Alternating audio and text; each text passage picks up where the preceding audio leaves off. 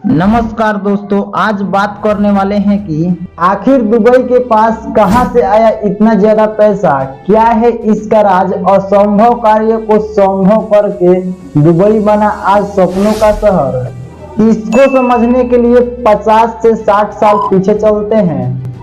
ये है 1971 की दुबई, जहां जिसको देखने के बाद रेगिस्तान और रेत के टीले नजर आते हैं। 1971 की ये दुबई एयरपोर्ट की तस्वीरें हैं, जहां एयरपोर्ट के दूर दूर तक रेगिस्तान रहता था, जहां पर एक बार हवाएं बहती तो लोगों का सारा समय रेत को हटाने में ही निकल जाता था।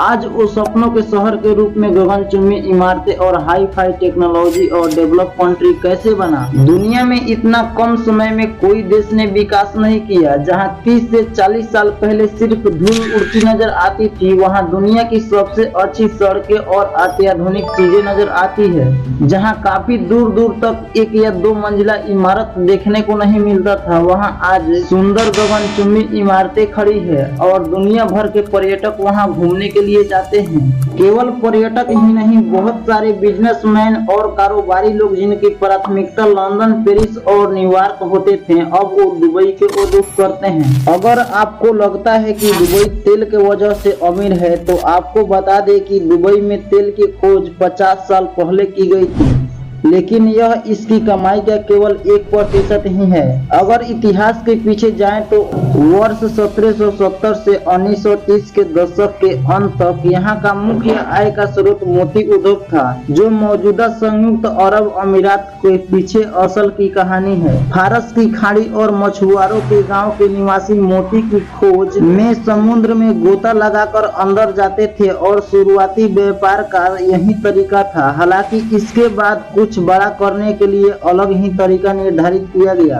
इन राज्यों के नेताओं ने 1820 से 1890 तक ब्रिटेन के साथ विभिन्न संधियों पर हस्ताक्षर किए थे, ताकि ब्रिटेन उन्हें सुरक्षित व्यापार करने की सुविधा मुहैया कराता रहे।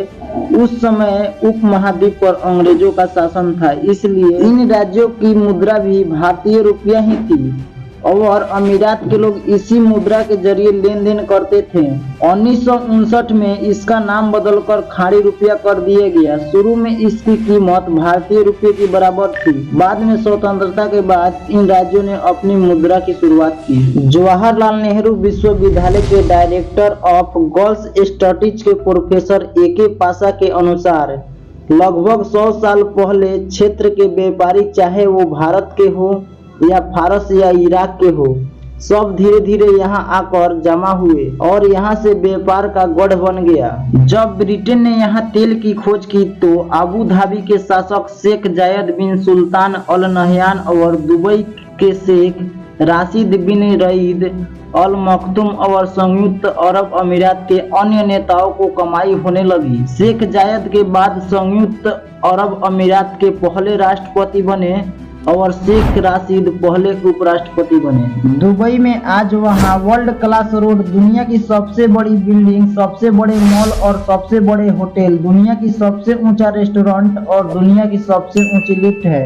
यह कहा जाता था कि रेत के ऊपर नॉर्मल बिल्डिंग बनाना बहुत मुश्किल है और इन्होंने रेत के ऊपर दुनिया की सबसे बड़ी बिल्डिंग खड़ा कर दिया। यहाँ की पुलिस लैम्बोर्गिनी और फरारी जैसे सुपर कार्स में चलती है। सन 1990 में शेख राशिद ने सोचा कि पूरी दुनिया के लोग टूरिज्म के लिए दुबई आए ताकि दुबई आगे बढ़े, लेकिन होटल और वगैरह वगैरह चीज न होने के कारण लोग यहाँ पे नहीं आ पाते थे।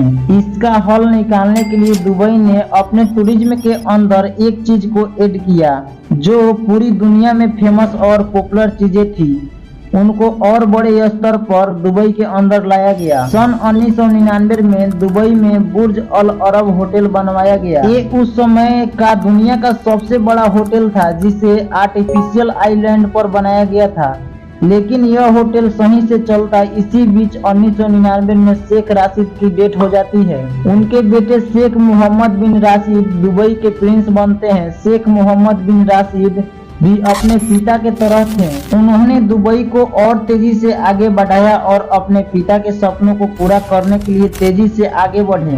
बुर्ज अल अरब होटल की ओपनिंग 1 दिसंबर 1999 को कराई गई। यह होटल उस समय का दुनिया का सबसे महंगा और लग्जरियस होटल में से एक था। यह उस समय पर्टिकुलर समय का दुनिया का एकमात्र 7 स्टार होटल था। जिस रेत में एक कमरा बनाना मुश्किल काम था, वहां पर दुनिया के बड़े बड़े नामी आर्किटेक्ट को बुलाकर बड़ी बड़ी बिल्डिंग स्किल को लाइन में लगा दी गई। यह सिर्फ सपने में सोचा जा सकता था, लेकिन दुबई ने रेगिस्तान को मल्टीपल आइलैंड बनाया और यह सब चीजें जब बन रही थी तब पानी की बहुत ज्यादा आवश्यकता थी। उसके लिए दुबई ने वाटर मैनेजमेंट सिस्टम लगाया, जिससे समुद्र के पानी को पीने लायक बनाया गया और जो पानी की समस्या थी उसे भी दूर कर दिया गया था। दुबई ने कुछ समय बाद ही पूरी कंट्री को टैक्स फ्री कर दिया, जिसके कारण बड़े बड़े बिजनेसमैन से लेकर छोटे छोटे व्यक्ति को टैक्स देना नहीं पड़ता था, जिसके कारण दुनिया के बड़े बड़े लोगों और अपने हेडक्वार्टर और बिजनेस को सब दुबई में शिफ्ट कर दिया। अब ऐसे में दुबई को डेवलप होने से कौन रोक सकता है भला। जहां दुनिया के बड़े बड़े स्किल्स लेबर और बड़े बड़े बिजनेसमैन पहुंचते हैं, वहां लाजमी सी बात है कि वो देश और वो कंट्री जरूर डेवलप करेगा। उम्मीद है कि इस वीडियो से आपको कुछ जानने को मिला होगा। ऐसे ही कम समय में कुछ नया जानने के लिए हमारे चैनल को सब्सक्राइब कर सकते हैं, ताकि ऐसे नॉलेजेबल वीडियो आपसे मिस ना हो पाए।